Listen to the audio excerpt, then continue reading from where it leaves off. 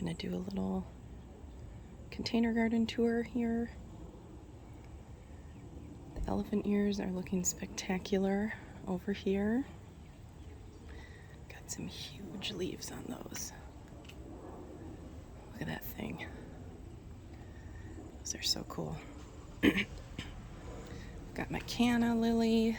It should start blooming soon. I love these coleus. This one in the front with the yellow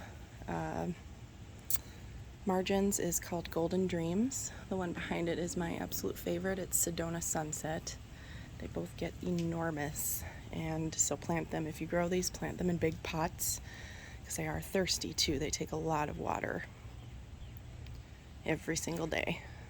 I don't go without watering my container coleus plants. I have some alternanthera there, potato vine, and that big planter with the canna.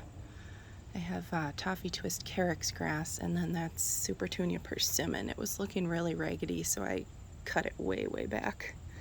So that's why there are only a few blooms, but I'll give it a couple weeks. It should flush out. Give it some more fertilizer. This little plant down here, this is Nemesia.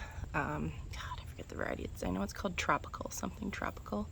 It is so fragrant. It smells so good. Got a orange geranium, and then this is Supertunia. I think it's dreamsicle, or super Bell's dreamsicle, and Vermilion Ericufia here. The Japanese beetles love to snack on the leaves, but it grows so fast it just buds new leaves, so hummingbirds love that plant. That's kind of the orangish corner here. Have some perennials getting ready to plant there up front. And over here is the red Colorblock area. Love this little container. That's Super Bell's red, I think. And Super Bell's, I think it's called Tropical Punch. It's one of my favorites. Those take very little water, so I always check to make sure the soil's dry. This is a Proven Winners lantana. I forget the name of it, but it is awesome. It's so full and gorgeous. And then there's Super Bina Really Red and another Super Bell's red. And this container turned out really pretty too. I've got the Surefire Cherry Cordial Begonia. This is a new coleus. I forget the name, maybe Watermelon Charm or something. It stays smaller, which is easier to deal with. These are the Sherfina Red petunias, and then this is a salvia that I am loving. It kind of has it's red, but it's really cool tone, and I just like how it kind of mingles with the other plants. So big fan of that. Here comes the sun. The what are those things called? Why is my brain not working? These guys finally came up. I started them from corms, and I was worried they weren't going to come up. They took their time. I think I'll go back to starting them indoors ahead of time, just so I get more time in the summer to enjoy them. A lot of just regular, your basic impatiens in here too. This sweet potato vine's really neat. The green, it's kind of a cool tone green, pink and white variegation, and it is very vigorous. It's trailing all over here. Caladium, that's what those are. Caladium. Lots of colors of caladium. And then I love this double up pink begonia. That's one of my favorites. It is so tough. It can go full shade to full sun. Very versatile. I just potted up these big leaf begonias. They were on clearance. And then up in the stand, I've got a tropical plant here and more caladium, or impatiens, and then you can see the Dichondra Silver Falls there. Do have some perennials over here still that need, I got a few in the ground, a few that still need to be planted, the hostas. It's like you have to get under the elephant ear to see everything going on.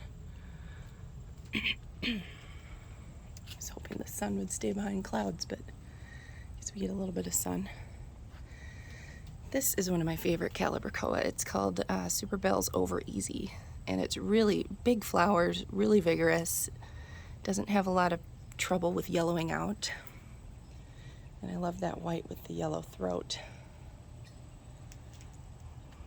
And this lantana is finally putting on a little bit of size. That's the Luscious Citron lantana. This is sort of the yellow section over here. That grass I love. That is Skyrocket Pennisetum. Grown that a few years now. It gets these really pretty blooms that are just soft. Got the coleus here in the yellow section. This is the Prince Tut grass, and then this is the lemon plectranthus. I love plectranthus. And there's a little Medusa sweet potato vine kind of poking out there. There's another plectranthus back here, kind of hidden. It's been taken over. This one is called Cerveza and Lime, and it smells like limeade. It is so good, and I overwinter that. It does well as a houseplant too. And then moving into the purple section, we've got Newly Noir Coleus. Down below, there's Nemesia mulberry, Aromance mulberry, Supertunia Bordeaux. That's this one here, and Supertunia Royal Velvet. This is another of my favorite planters. I don't know if I'll be able to back up far enough, but it has the Superbena Sparkling Amethyst, Supertunia Mini Vista Indigo, and then you can barely see, this is not nearly as vigorous. That's another Supertunia, I can't remember the name, something like Sky or Daybreak or something like that. And then a Meizu kind of up here and trailing down below. And I have the Alternanthera, purple Alternanthera in here, some Dusty Miller. This is heliotrope. Blossoms are really fragrant. I just love how old-fashioned that plant looks. And we've got, I think this is the blue mohawk grass, rush grass. There's a whirlwind blue scavola, I think. Oh, look at this morning. That's so pretty. Evolvulus. I don't remember the name. It's the Proven Winners Evolvulus, one of them. Those just blue flowers. And then this is a ornamental cabbage I just grew from seed, and an Angelonia back here. This is one of the Proven Winners ones, something blue. And we've got this gorgeous blue salvia. It's not as full of blooms this year. I don't know if I did something wrong, or maybe it's just the light conditions there. But hummingbirds love that plant. And then there's a sweet potato vine right below that purple. Another salvia, I think that one's called Unplugged So Blue. You can see the bumblebee is enjoying that. And I did just cut back. This silver nickel vine was upright, and I think it just got too heavy and we got a rain and it flopped down, so I just trimmed that back, and I think it'll start growing upright again and kind of filling in that hole that it left. There's also a Superbena Sparkling Amethyst in there with it. And then this container I also love. I'm needing to trim it a little bit, but it's a combination of three Supertunia Mini Vistas. There's Mini Vista Midnight, the dark one, Mini Vista Indigo, and then I forget the name of this one, Blue Star or something like that, variegated blue. That one is so pretty, and just it stayed full all summer long. I do trim them when they get leggy. I cut off the long legs so it keeps it a little bit bushier in the top. Probably need to trim it a little bit because you can see it's kind of opening up slightly. There's more of that Superbena. And then, oh, there is this Laguna light blue, maybe, lobelia.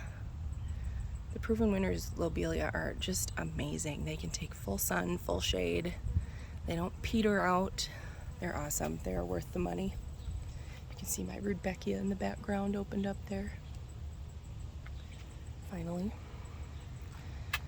This is a Dusty Miller that I have had several years now. I overwintered on the porch. It is hardy, whatever zone my porch is. It gets below freezing, close to 0 sometimes. But I started that from seed a few years ago. And then there's a Super Cal back there, Neon Rose. That's one of my favorite Super Cals. And then this is sort of the pink area. This is another Super Beana. I forget the name, Hot Pink or Pink maybe. I don't know if it even had a tag on it when I bought it. And this is Super Tunia Mini Vista. I think it's called Pink Star. And then these cool dealy bobs. That's Gomphrena Carmine, which I start from seed. And it has such an open habit, how it kind of grows through everything. I love that one. And Gomphrena is one of the toughest plants.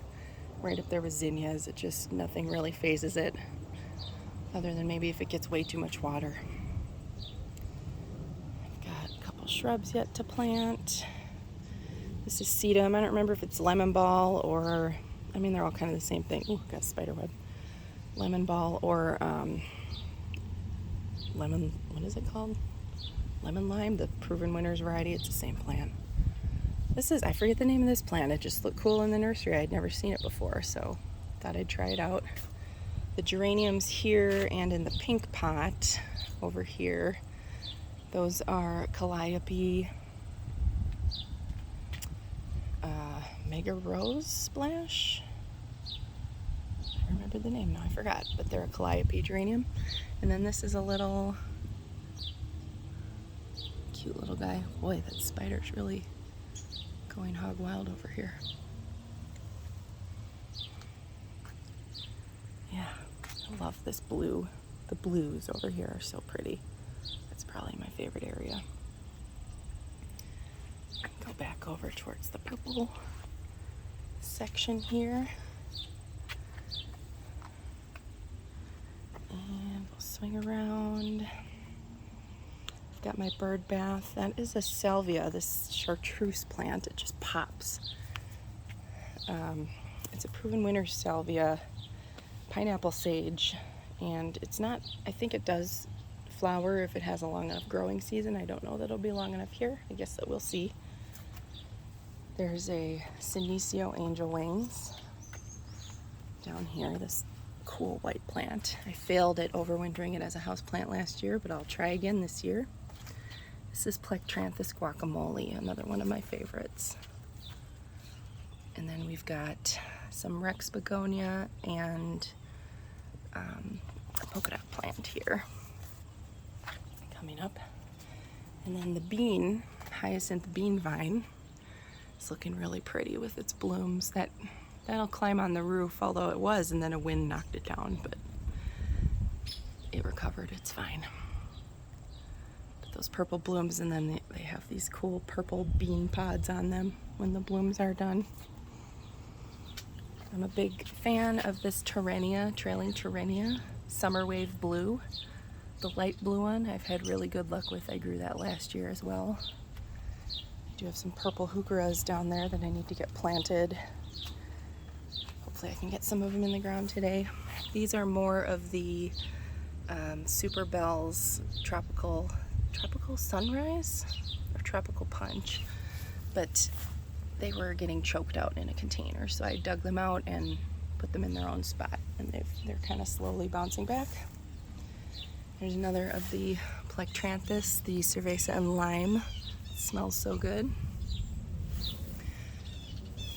And this is a hibiscus, Mahogany Splendor hibiscus. I grow that from seed every year too, and it kind of looks like, I've seen a lot of garden channels that grow this as well. Really easy to grow, really unfussy. It gets big in one season, really big. I've put it in the ground and it's huge.